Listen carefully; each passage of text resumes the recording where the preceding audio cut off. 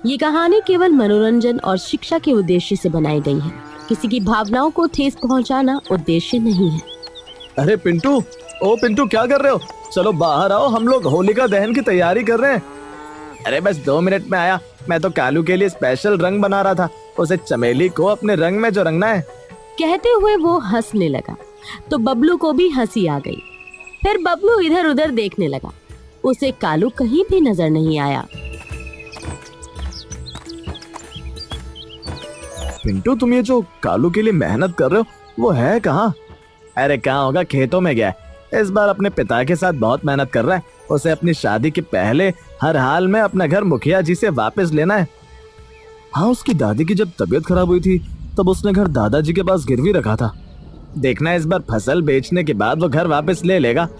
हाँ, मैं भी यही चाहता हूँ। मैंने उसकी मदद करने की कोशिश की मगर वो माने ही नहीं। चल जाने दे। हो गया रंग तैयार या अभी बाकी है? हाँ हो गया, बस चलते हैं। इस बार होली बहुत स्पेशल होगी। मैंने माँ से कहकर तेरे लिए भी गुजिया बनवाई है। साथ में मिल जो गुजिया खाने का स्वाद है वो अकेले कहाँ। रंग खेलने के बाद गुजिया खाने से तो रंग खेलने का मजा 2 गुना हो जाता है। उसकी बातें सुनकर पिंटू हंसने लगा। वो लोग पिंटू के घर से निकल चौराहे पर आ गए, जहां गांव के लोग होली का धन्यवाद के लिए लकड़ियां जमा रहे थे। वहीं बबलू की दादी और मुखिया जी की पत्नी होलिका की पूजा कर रही थी। दादी, हम लोग हर साल ये होलिका दहन क्यों करते हैं? कितनी बार बताऊं तुझे, ये सिर्फ होलिका दहन नहीं है बल्कि बुराई की अच्छाई पर जीत है। होलिका को वरदान था कि अग्नि उसे नहीं जला सकती, इसीलिए भक्त प्रहलाद को मारने के लिए उनकी बुआ होलिका उन्हें लेकर आग में बैठ गई थी। मगर भगवान की कृपा से प्रहलाद बच गए और होलिका जल गई। तब से हम लोग हर साल होलिका जलाते हैं, मगर न जाने क्यों लोगों ने होलिका दहन के त्योहार को होली के रंगों से जोड़ दिया। अरे होली का असली मजा तो वही है। नहीं, मुझे होली नहीं पसंद। ये आप क्या कह रहे हैं? वही जो तुम सुन रहे हो। कहते हुए उन्होंने होली का दहन किया। गांव के सभी लोग एक दूसरे को बधाई दे रहे थे। सभी के चेहरे पर त्योहार की रौनक थी, मगर मुखिया जी थोड़े से परेशान नजर आ रहे थे। अरे क्या हुआ, आप इतने परेशान क्यों हो? मुझे सभी गांव वालों से जरूरी बात करनी है। सब लोग पंचायत में मिलो। अरे क्या हुआ, कुछ तो बोलो। बोलो ना, क्या हुआ? सभी लोग उनसे पूछ रहे थे, मगर उन्होंने किसी की बात का कोई जवाब नहीं दिया और चुपचाप पंचायत भवन में चले गए। गांव के सभी लोग उनके पीछे पीछे वहां पहुंचे। सुनो रे सुनो, आज आखिरी बार समझा रहा हूँ। इस गांव में मेरी इजाजत के बिना पत्ता भी नहीं हिलता। इस बार होली पर रोक है। यदि कोई होली खेलते हुए पकड़ा गया तो सीधे 500 रुपए जुर्माना और उस परिवार को पंचायत में जवाब देना होगा। उनकी बात सुनकर पूरी भीड़ में सन्नाटा छा गया। सब लोग एक दूसरे की तरफ देख रहे थे, क्योंकि होली का त्योहार बच्चे हो या बूढ़े सभी को बहुत पसंद आता है। और इस बार मुखिया जी ने होली खेलने से ही मना कर दिया। मुखिया जी, ये क्या कह रहे हैं आप? त्योहार है, बच्चों का मन टूट जाएगा। कम से कम बच्चों को तो होली खेलने की इजाजत दे दीजिए। मन टूटे या सपना, इस बार कोई भी होली नहीं खेलेगा। 2 दिन के बाद मुझे शादी में जाना है। पिछली बार होली के इतने पक्के कलर मुझे लगा दिए थे कि मैं होली के बाद 3 दिन तक घर से बाहर नहीं निकला था। मेरी इतनी बेइज्जती हुई थी। इस बार ना रहेगा बांस, ना बचेगी बांसुरी। कोई होली नहीं खेलेगा। पर मुखिया जी, कोई परवर नहीं। जिसे होली खेलनी है अपने घर में खेले। गांव की गलियों में कोई भी होली नहीं खेलेगा, समझे तुम लोग? अब मुझे इस बारे में कोई बहस नहीं चाहिए। कहते हुए वे पंचायत से चले गए। गांव के लोग सोच में पड़ गए कि क्या सच में इस बार गांव में कोई होली नहीं खेलेगा। अरे मुखिया काका की ये कैसी जिद है?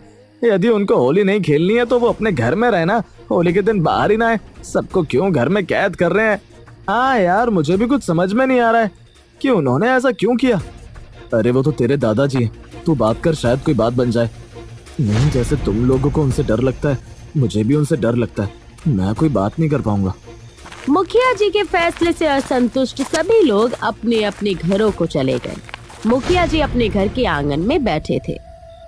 मेरे घर वालों को लगता है कि गांव में सब मुझसे डरते हैं, कोई बात नहीं करता, पर इज्जत इसी से बनती है। यदि उन लोगों को डराऊं नहीं तो ये लोग मुझे ही कुछ न समझे। अरे मैं ये क्या सुन रही हूँ? अपने गांव के लोगों को होली खेलने से मना कर दिया? हाँ, कर दिया मना। अब तुम भी राशन पानी लेकर मेरे ऊपर चढ़ जाओ। लोगों के साथ सख्त ना हो तो वो लोग सर पर चढ़ने लगते हैं। अरे ये क्या बात हुई? आपको होली नहीं खेलनी तो लोगों को तो खेलने दो। तू क्यों उन लोगों की तरफदारी कर रही है? मैंने एक बार मना कर दिया मतलब कर दिया। गांव की गलियों में कोई भी होली नहीं खेलेगा। कहते हुए मुखिया जी गुस्से में अपनी पत्नी की तरफ देखने लगे। उन्हें गुस्से में देखकर उनकी पत्नी डर गई और कुछ नहीं बोली, मगर उनके मन में कहीं ना कहीं ये था कि उनके पति के कारण लोगों का त्योहार खराब ना हो। वो सोचने लगी कि आखिर ऐसा क्या करे ताकि लोग त्योहार पर आनंद ले सकें, क्योंकि होली तो रंगों का ही त्योहार है और बिना रंग के होली कैसी।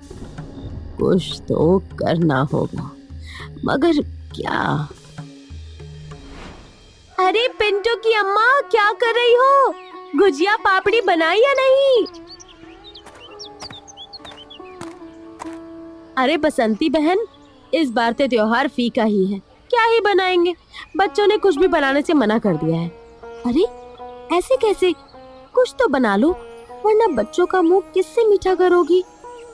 अरे ये तो देखो, गांव की गलियां कितनी सुनसान है। ये ढोल वाले भी कल तक जो खुशी खुशी होली की तैयारी कर रहे थे, उन लोगों ने भी अपने ढोल रख दिए हैं, क्योंकि जब होली ही नहीं होगी तो उनके ढोल कौन पूछेगा। एक तरफ जहां गांव की औरतें बच्चों के उदास चेहरे देख खुद उदास थी, वहीं गांव के लड़के भी उदास हो सोच रहे थे कि वे लोग होली कैसे खेलेंगे। यार कुछ तो करना होगा, ऐसे हाथ पर हाथ धरे नहीं बैठे रह सकते। मेरी माँ ने तो साफ मना कर दिया, होली पर कोई शरारत मत करना। घर तो पहले से ही गिरवी रखा है, कहीं मुखिया जी नाराज हो गए तो हमें जमीन से भी हाथ ना धोना पड़े। मुखिया जी ने त्योहार नहीं बनाने के लिए भी कानून बना दिया है।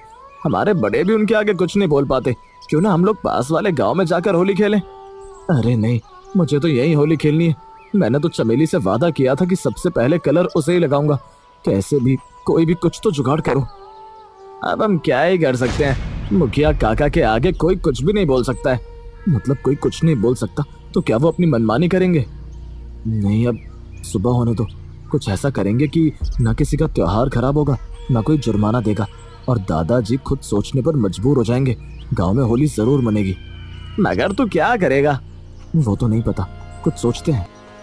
सभी लोग बातें करते हुए अपने अपने घर चले गए। किसी को भी नींद नहीं आ रही थी। बबलू बिस्तर में लेटा हुआ कुछ सोच रहा था। तभी कुछ देर बाद मुखिया जी के घर के दरवाजे पर दस्तक हुई। अरे इतनी रात गए कौन होगा? क्या पता, शायद किसी को जरूरी काम होगा, वरना इतनी रात में कोई किसी के घर नहीं आता। कहते हुए मुखिया जी और उनकी पत्नी दोनों उठकर दरवाजे के पास आए। जैसे ही उन्होंने दरवाजा खोला, वहाँ कोई नहीं था। मुखिया जी घर के बाहर निकलकर उस व्यक्ति को ढूंढने लगे जिसने दस्तक दी थी। कौन है? कौन है? सामने आओ। कुछ देर आवाज देने के बाद भी कोई सामने नहीं आया तो मुखिया जी नाराज हो गए। वो अपनी पत्नी की ओर देखते हुए बोले, अब तो लोगों को रात में भी चैन नहीं है। चलो, शायद कोई मजाक कर रहा होगा। कहते हुए वो घर के भीतर जाने लगे। तभी उन्हें धैर्य पर रखा हुआ एक लिफाफा नजर आया। दोनों पति पत्नी उस लिफाफे को देखकर एक दूसरे की तरफ देखने लगे। अब ये क्या है? कहते हुए उन्होंने लिफाफा खोला तो अंदर 500 रुपए और एक चिट्ठी रखी थी। बुरा न मानो, होली है, कल के जुर्माने के पैसे आज ही एडवांस में। चिट्ठी पढ़ने के बाद मुखिया जी वापस घर के बाहर आए और इधर उधर देखने लगे। कोई भी नजर नहीं आया था। उन्होंने अपनी पत्नी को चिट्ठी दी और गुस्से में बोले, देख रही हो अब लोगों की हिम्मत कितनी बढ़ गई है। मुझे जुर्माने के पैसे एडवांस में दे रहे हैं। मैं भी देखता हूँ कौन है जिसने मुझे चुनौती दी है, जिसने मुझे इस तरह से चैलेंज किया है। कल किसी भी हालत में कोई होली नहीं खेलेगा। अगले दिन होली थी, मगर हर वर्ष की तरह आसमान में रंग नहीं बल्कि मायूसी छाई हुई थी। दोपहर का समय था। सूरज सिर पर चढ़कर जैसे पूरे गांव पर अपनी धाक जमा चुका था, लेकिन गांव में हर तरफ सन्नाटा था। लेकिन ये सन्नाटा शांति का नहीं, डर का था। मुखिया जी अपने घर के आंगन में खड़े होकर गांव के चौराहे की तरफ देख रहे थे। पूरी गलियां सुनसान देखकर उन्हें खुशी हो रही थी। देखा, मुझे चैलेंज कर रहे थे। गांव में देखो कितना सन्नाटा है, कोई भी मेरी मर्जी के बिना कुछ नहीं कर सकता। आपके कारण गांव में सन्नाटा है। त्योहार के दिन मातम पसरा हुआ है। बच्चों को होली खेलने की इजाजत दे दीजिए। मुझे मत सिखा क्या करना है। होली तो कल हो गई, हम लोगों ने साथ में मिलकर होली जलाई ना। अब रंगों से क्यों खेलना, बिना मतलब पानी और रंग की बर्बादी है। आपको तो कोई नहीं समझा सकता। कहते हुए वो घर के अंदर चली गई। मुखिया जी आंगन में अकेले खड़े थे। तभी अचानक एक सफेद नकाब डाले एक व्यक्ति उनके सामने आया और उनके चेहरे पर रंग लगा दिया। ये देखकर मुखिया जी बहुत नाराज हो गए। वो व्यक्ति हंसते हुए वहां से भाग गया। गुस्सा होते हुए मुखिया जी उस व्यक्ति के पीछे भाग रहे थे। रुक, कौन है तू? तेरी इतनी हिम्मत, तूने मुझे रंग लगाया। तुझ पर और तेरे पूरे परिवार पर जुर्माना करूंगा। कहते हुए वो गांव के बीचों बीच चौराहे पर आकर खड़े हो गए। गांव के सभी लोग शोर सुनकर अपने घरों से बाहर निकले। उन्होंने देखा मुखिया जी के चेहरे पर रंग लगा हुआ है और एक नकाबपोश व्यक्ति उनके सामने खड़ा है। अरे ये कौन है? इसके पीछे मुखिया जी भाग रहे हैं। शायद इसने मुखिया जी को रंग लगा दिया, इसीलिए मुखिया जी इसके पीछे भाग रहे हैं। होली के दिन सफेद कपड़ा सोना लगता है। काश इसका नकाब भी रंग बिरंगा होता। ओए, कौन है तू? भागना मत, वहीं खड़ा रहे। कौन है तू? अपना चेहरा तो दिखा। चेहरा देखकर क्या करोगे? मैंने तो कल तुम्हें जुर्माने के पैसे दिए थे। तो वो तू था जो रात को मेरे घर आया था। सारी रात मैं तेरे बारे में ही सोच रहा था। रुक, अभी तुझे मजा चखाता हूँ। कहते हुए वो उस व्यक्ति के चेहरे से नकाब निकालने के लिए आगे बढ़े तो वो नकाबपोश व्यक्ति 2 कदम पीछे हट गया। अब सभी लोगों को यह जानना ही था कि इस नकाब के पीछे आखिर है कौन। बुरा ना मानो, होली है। नाम बता पहले, फिर मैं तुझे और तेरे परिवार को मजा चखाता हूँ। आप मुझे मजा बाद में चखाना, मगर मुझे पहले आपकी पत्नी को रंग लगाने दो। कहते हुए उसने मुखिया जी की पत्नी को भी रंग लगा दिया। मुखिया जी की पत्नी के चेहरे पर मुस्कुराहट आ गई।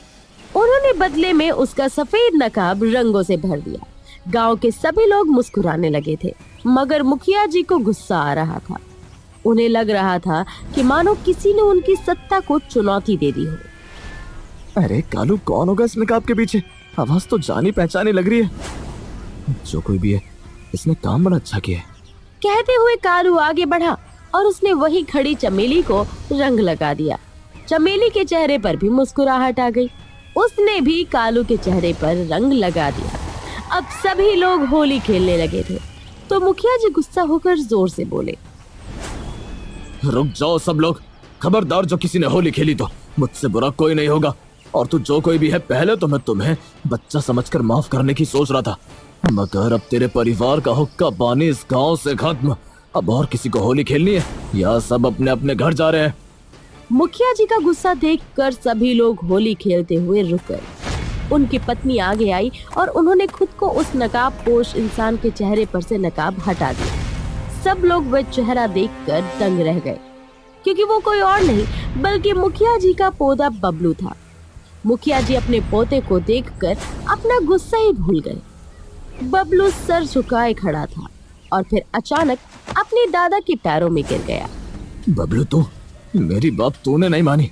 यदि मेरे अपने मेरे आदेश की अवहेलना करेंगे तो गांव के लोग मेरा सम्मान कैसे करेंगे? उनकी बात सुनकर बबलू की आंखों में आंसू आ गए। उसने उनके पैरों में रंग लगाया और धीरे से बोला, यही तो मैं चाहता हूँ कि सब लोग आपकी बात माने, आपका सम्मान करें। आपको लगता है कि आप लोगों को डांट कर, गुस्सा कर अपनी बात मनवा लेंगे तो वो आपका सम्मान करेंगे? नहीं, वो लोग पीछे पीछे आपकी बुराई करते हैं। आपने पूरे गांव की होली छीन ली। और आज ये होली में आपका सम्मान छीनने नहीं आया बल्कि देने आया है। यदि इसे सजा दोगे तो मैं सजा की हकदार हूँ, क्योंकि आइडिया मेरा ही था। तो तू भी इस बच्चे के बचपन में शामिल थी, तुम्हें भी मेरी इज्जत की परवाह नहीं। मैंने आपकी खोई हुई इज्जत वापस की है। इस कालू की तरफ देखो, इसे अपने मंगेतर चमेली के साथ होली खेलनी थी, मगर आपकी बंदिशों के कारण वो होली नहीं खेल पा रहा था। और ये पिंटू की माँ को देखो, इसने अपने घर में कोई मिठाई नहीं बनाई, क्योंकि पिंटू का मन उदास था। आज जहाँ ढोल नगाड़ों का शोर होना था, वहाँ मातम पसरा हुआ है, और ये सब आपकी जिद के कारण हुआ। और पति जब कोई गलती करता है तो पत्नी का फर्ज बनता है कि उसे सही रास्ता दिखाए। अपनी दादी की बात सुनकर बबलू धीरे से मुस्कुराया और अपने दादाजी के पैरों से उठकर उनको गले लगा लिया। फिर उसने धीरे से गुलाल अपने दादा के माथे पर लगाया। आप मेरे दादाजी हैं, बचपन से लेकर आज तक आप मेरे रोल मॉडल रहे हैं। आपका अपमान करने के बारे में मैं सोच भी नहीं सकता। यदि आपको मेरी इस बात का बुरा लगा हो तो मुझे माफ कर देना। बचपन में आपने मुझे सिखाया था, होली का मतलब गुस्सा और नफरत नहीं होता, प्यार होता है। मैं बस आपको वही याद दिलाने की कोशिश कर रहा था। कहते हुए बबलू रोने लगा।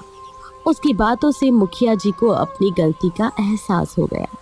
मुखिया जी का हाथ कांपने लगा। उन्होंने चारों तरफ गांव के लोगों को देखा। उदास बच्चे, बुझी आंखें, सभी होली खेलना चाहते थे। अब मुखिया जी की आंखों में भी आंसू आ गए। गलती हो गई मुझसे बहुत बड़ी गलती हो गई बेटा।